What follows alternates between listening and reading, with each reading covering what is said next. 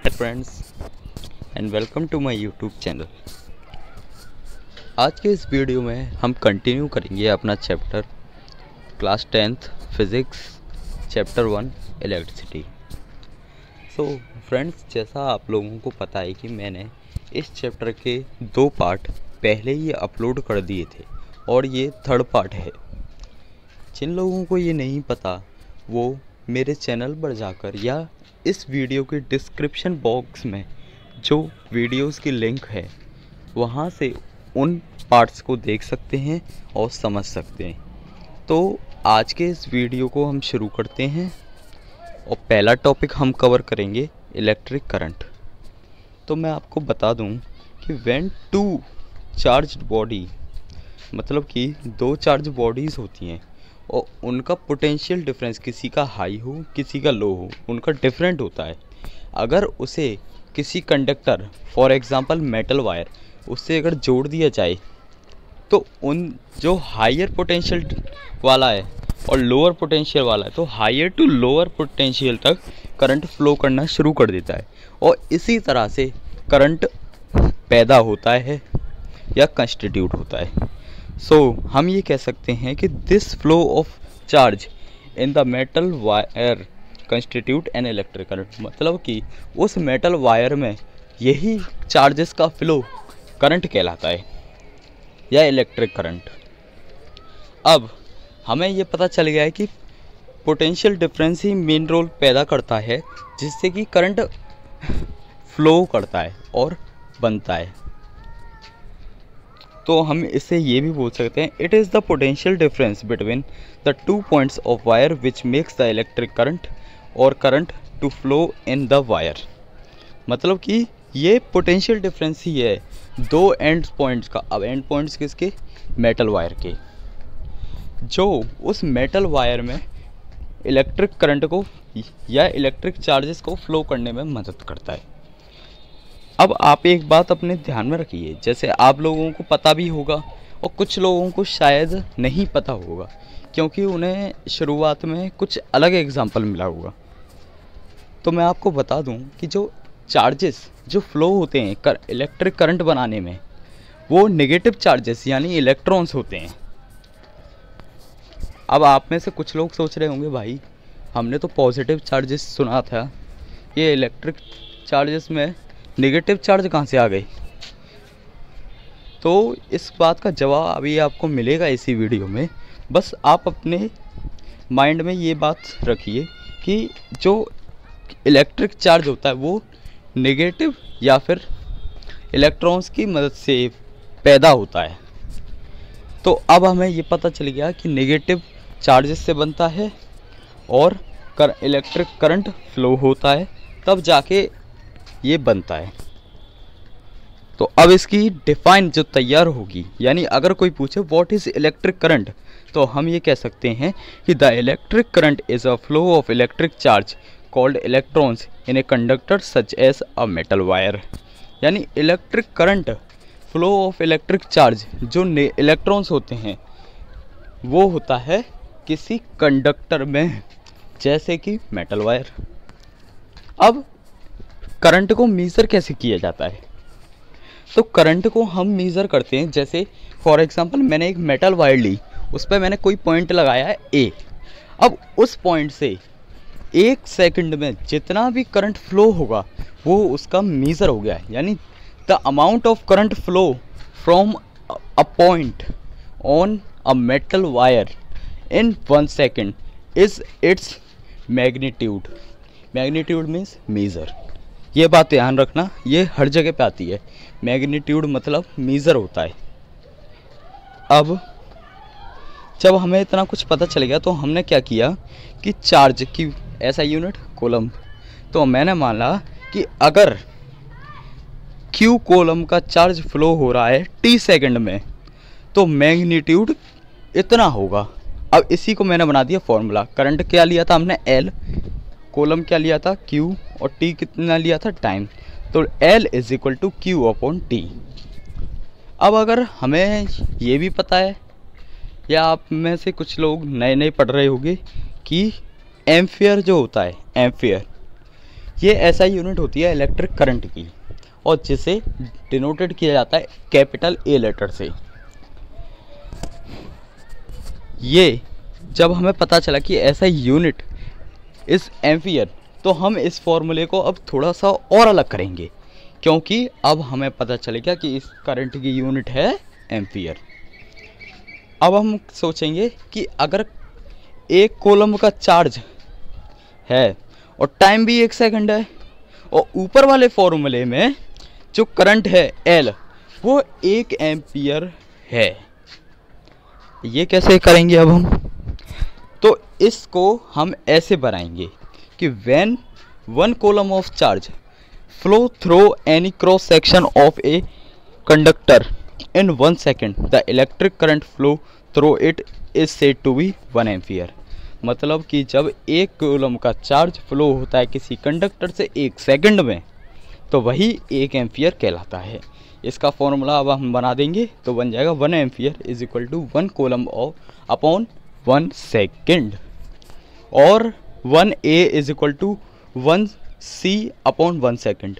अब कुछ लोग सोच रहे होंगे भाई 1A बोला, 1C बोला, ये 1S क्यों नहीं बोला?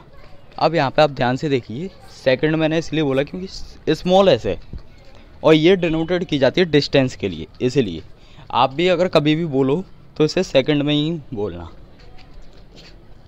अब अगर ये मान लीजिए कि एम्पियर मतलब जो करंट है वो अगर बहुत कम हो जाए, एम्पियर से भी कम हो जाए अगर फ्लो कर रहा है, तो उसे कैसे काउंट करेंगे? तो आपसे एक सवाल करूँगा मैं कि मेरे पास 1 ग्राम है, 1 ग्राम सोना है, अब मुझे उसे 10 पार्ट में डिवाइड करना है, तो भाई कैसे होगा? 1 ग्राम से छोटा क्या होता है? मिनीग्राम, तो मैं मिनीग्राम में कन्वर्ट कर दूंगा, क्या टेंशन है? ऐसे ही जब एम्पियर होता है तो एम्पियर से अगर कम हो जाए तो हम मिनी एम्पियर में कन्वर्ट कर देंगे। जब मिनी एम्पियर में कन्वर्ट हो गया तो ये 1 mini ampere is equal to 1 upon 1000 ampere, और 1 mini ampere is equal to 10 की पावर -3 एम्पियर हो जाता है। और अगर मान लो कि यार अगर इससे भी कम हो गया, मतलब मिनी एम्पियर से भी कम हो गई क्वांटिटी, तो फिर हम किस में काउंट करेंगे?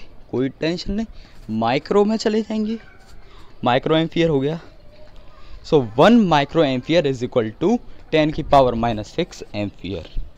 अब बहुत जान लिया करंट के बारे में, अब जानते हैं इसको मेजरमेंट करने वाला कौन सा इंस्ट्रूमेंट होता है। जैसे वोल्ट मीटर किसको करता था? वोल्टेज को या पोटेंशियल डिफरेंस को। ऐसे करंट को भी मेजर करने वाला मेजरमेंट होता है एम मीटर।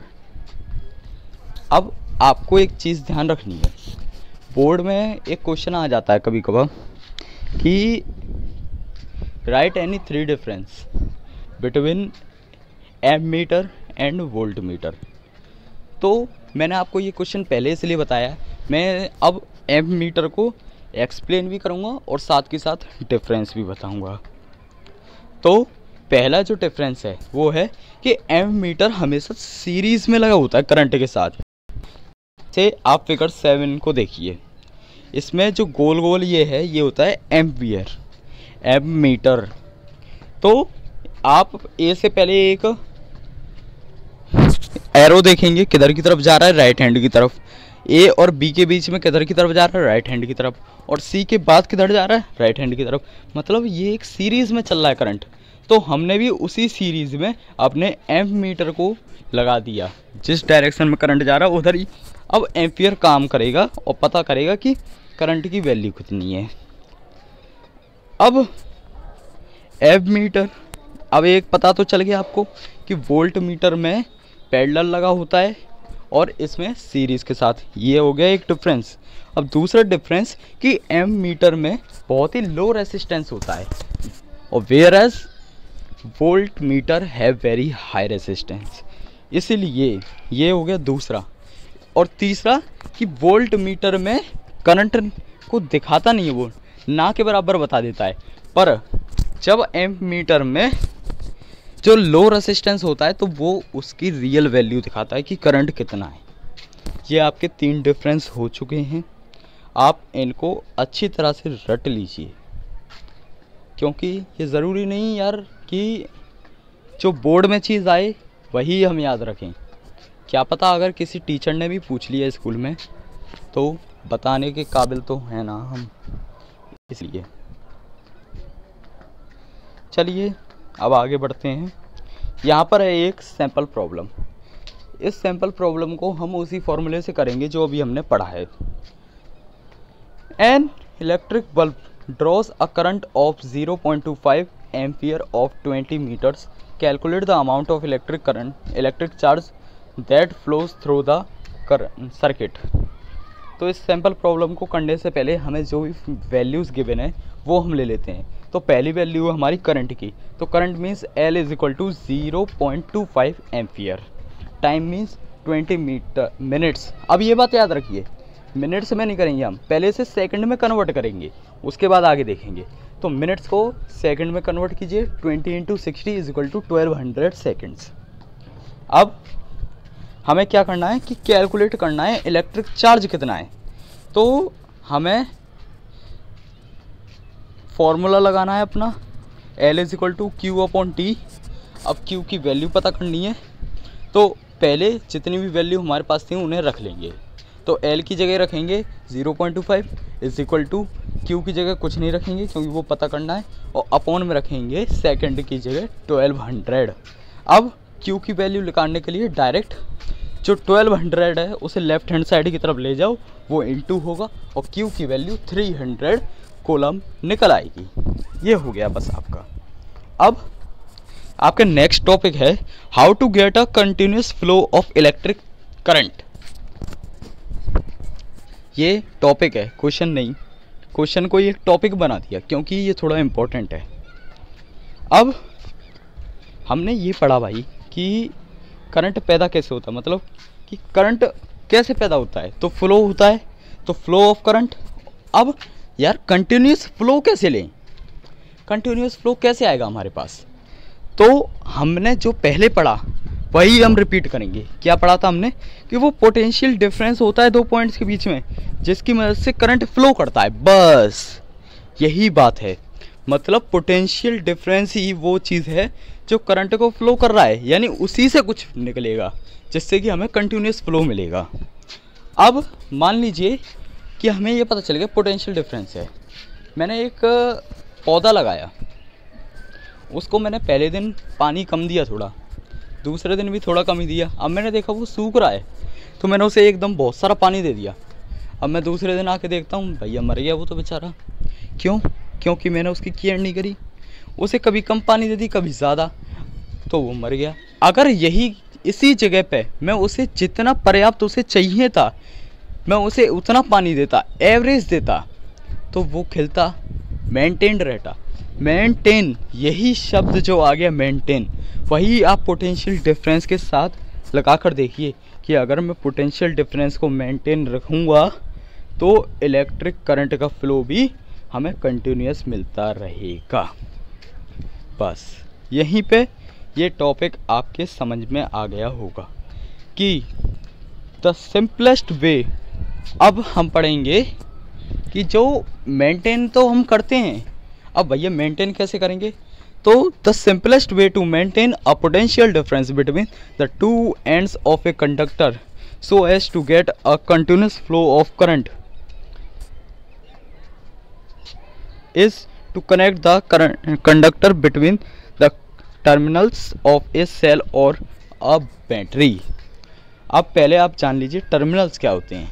टर्मिनल्स आपने कभी कोई सेल देखा हो या बैटरी देखी हो तो उस पर प्लस और माइनस के जो साइन लगे होते हैं वो पॉजिटिव टर्मिनल और माइनस टर्मिनल कहलाते हैं। टर्मिनल जहाँ से कि करंट शुरू होता है। अब इस डेफिनेशन को मैं आपको समझाता हूँ कि सिंपलेस्ट वे होता है मेंटेन करने का पोटेंशियल डिफरेंस को कि किसी भी कंडक्टर को के दोनों एंड पॉइंट्स को हम टर्मिनल्स के बीच में लगा दें। और टर्मिनल्स किसके? सेल या किसी बैटरी के भाई। तो वही सबसे सिंपलेस्ट वे है। अब ये थोड़ा समझ में नहीं आया होगा, क्यों भाई टर्मिनल्स के बीच में ही क्यों लगाएं, कहीं और क्यों नहीं लगा सकते। तो जो भी सेल के अंदर प्रोसेस चल रही है, केमिकल प्रोसेस जो भी चल रही है, केमिकल रिएक्शन हो रहे हैं, उसकी मदद से उसका जो करंट, उसकी मदद से जो उसका जो करंट है या फिर बोले पोटेंशियल डिफरेंस है वो उसके टर्मिनल्स में रहता है। इसीलिए हम टर्मिनल्स को ही लेंगे जिससे कि हमें कंटिन्यूस फ्लो मिलता रहे। अब एक एग्जांपल लेते हैं सेल का। तो आप फिगर 8 को देखिए, वहाँ पे एक सेल बन रहा है कि एक तरफ है प्लस एक तरफ है माइनस। अब प्लस की तरफ से चार्ज निकले, बल्ब को ग्लो किया और माइनस की तरफ आ गई। हमने इसे दोनों तरफ से जॉइन कर दिया है अच्छी तरह से। अब इसमें समझने वाली बात ये है कि जो हमारा कंडक्टर है विच इज़ दिस वायर, जो ब्लैक कलर की आपको दिख रही है, वो टर्मिनल्स के बीच में कनेक्ट है। ये मत समझ लेना कि टर्मिनल्स बीच में कनेक्ट हैं एक वायर के, क्योंकि वो दिख रहा है थोड़ा वैसे। अगर हम सेल को अगर थोड़ा चौड़ा कर दें तो वो वैसे ही दिखेगा। अब जैसे ही करंट निकला तो बल्ब के पास पहुंचा तो बल्ब हुआ ग्लो हो गया। अब उसके बाद बल्ब ने एनर्जी को ले लिया। अब नेगेटिव की तरफ जब फिर से जाएंगे इलेक्ट्रॉन तो उसमें नहीं रहेगी एनर्जी, मतलब वो हो जाएगा। जब फिर से आएगा लौट के तो फिर यार बल्ब जलेगा नहीं। क्यों? क्योंकि भाई जब उसके चार्जेस फ्लो ही नहीं होंगे तो वो फिर जलेगा कैसे बल्ब। तो इस प्रॉब्लम को सॉल्व करना यही है कि बल्ब जब ही कंटिन्यूस ग्लो करेगा या एक्सटर्नल सर्किट जब ही चलेगा जब सेल अपनी एनर्जी को रिलीज करेगा, केमिकल एनर्जी को छोड़ देगा। जब वो पॉजिटिव से जाएंगे नेगेटिव से फिर ले जाएंगे, फिर पॉजिटिव से जाएंगे उसको देते जाएंगे, बल्ब को वो जलता रहेगा। और बल्ब यहाँ पे एक कंडक्टर या रेसिस्टर का काम कर रहा है। अब वो तो आप समझ ही चुके होंगे क्यों, क्योंकि वो एनर्जी को ले रहा है जिसकी वजह से करंट कम होता जाएगा क्योंकि बैटरी खाली होती जा रही है। तो अब आप समझ चुके होंगे कि कंटिन्यूस फ्लो जो होता है इलेक्ट्रिक करंट का वो हम पोटेंशियल डिफरेंस की मदद से लेते हैं। अब डायरेक्शन ऑफ इलेक्ट्रिक करंट। अब कुछ लोग जो मेरे पहले टॉपिक पे अभी अटके हुए हैं कि नेगेटिव चार्ज से निकलता है फ्लो या पॉजिटिव चार्ज से, तो उन्हें अब इसका आंसर मिलेगा।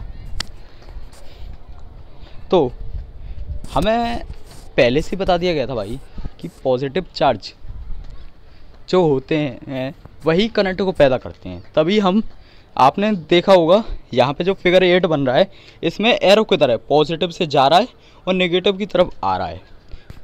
तो ये हमें पहले से ही समझा दिया जाता है जब हम छोटे होते हैं। क्यों? क्योंकि यही जब इलेक्ट्रिसिटी इन्वेंट हुई थी वहाँ के साइंटिस्टों ने यही माना था, क्योंकि जब तक नेगेटिव चार्जेस तो पता चल गए थे कि क्या होते हैं पर इलेक्ट्रॉन्स की कोई डिस्कवरी नहीं हुई थी।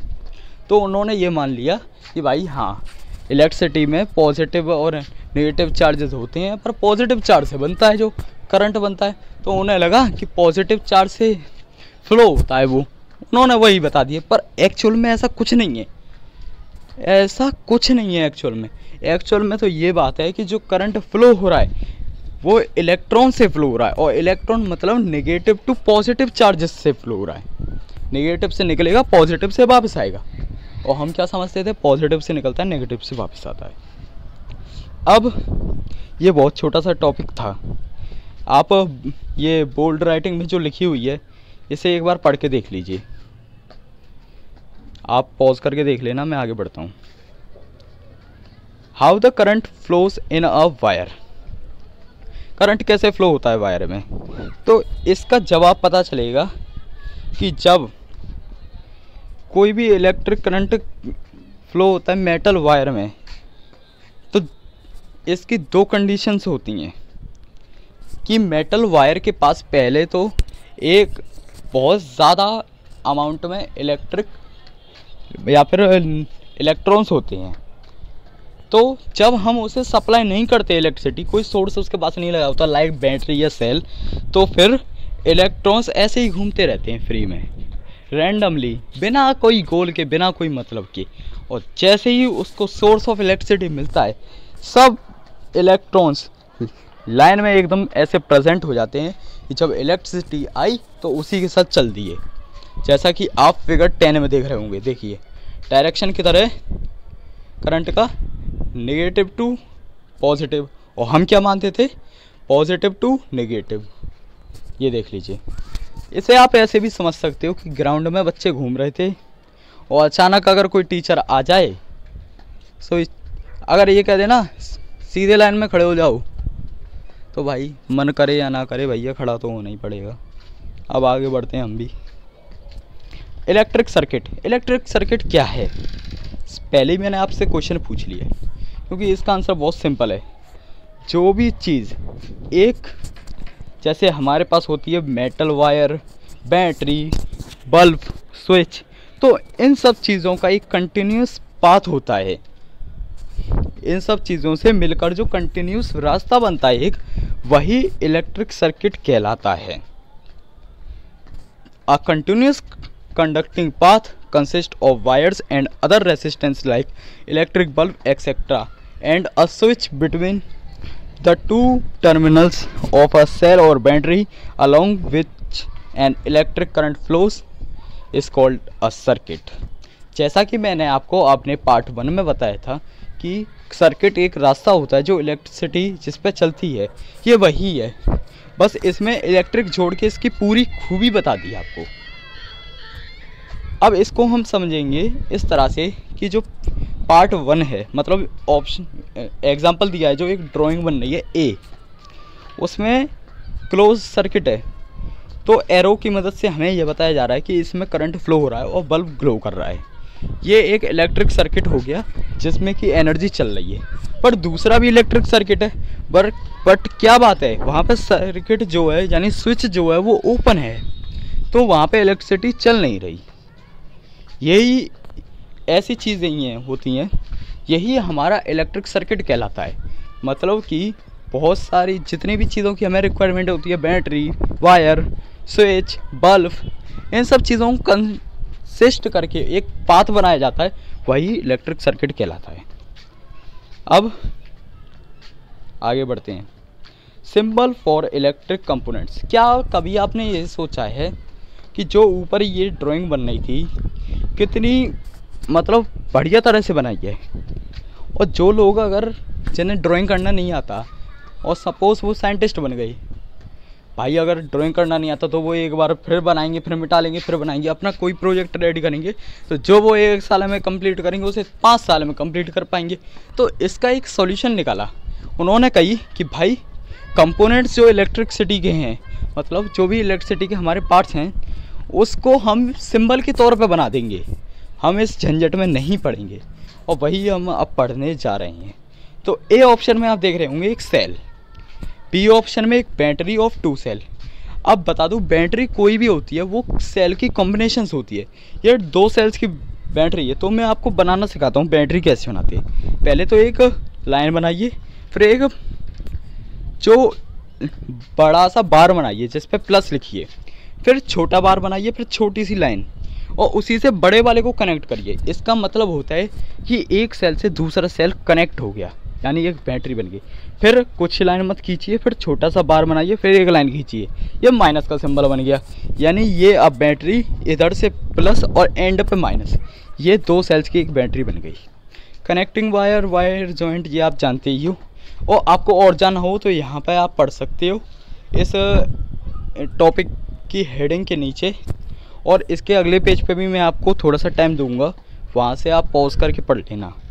और ये बता दूँ, ये गैल्वोमीटर होता है ना, इसके बारे में इतना ज़्यादा पढ़ने की अभी ज़रूरत नहीं है, ये आपको अगले चैप्टर में पढ़ाया जाएगा। और वेरिएबल रेसिस्टेंस को हम रेस्टेट बोलते हैं। अब सर्किट डायग्राम्स।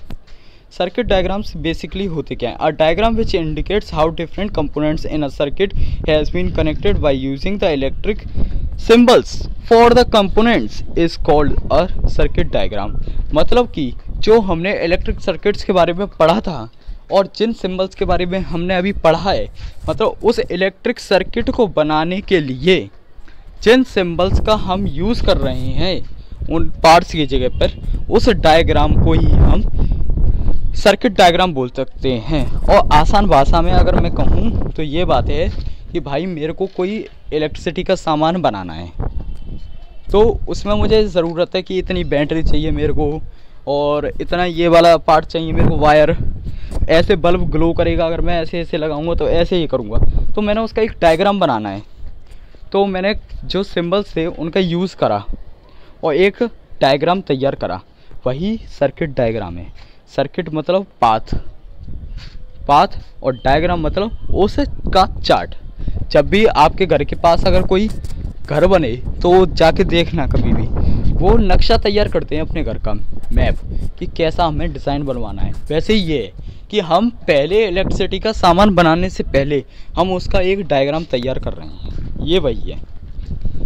अब ए ऑप्शन में आपको दिख रहा होगा कि एक क्लोज्ड स्विच है जो जिसकी मदद से इलेक्ट्रिसिटी पास हो रही है, बैटरी से जा रही है और बल्ब ग्लो हो रहा है, फिर वापस आके नेगेटिव पे आ गई।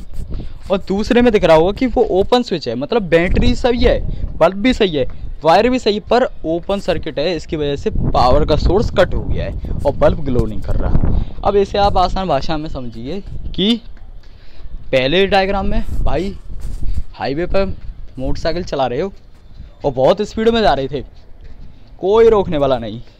अब बी ऑप्शन में जैसे ही आए, साला जो वो था ओपन हो गया सर्किट, क्योंकि पुलिस की नाकाबंदी लग गई और आपकी गाड़ी बंद पड़ गई, ये वही है।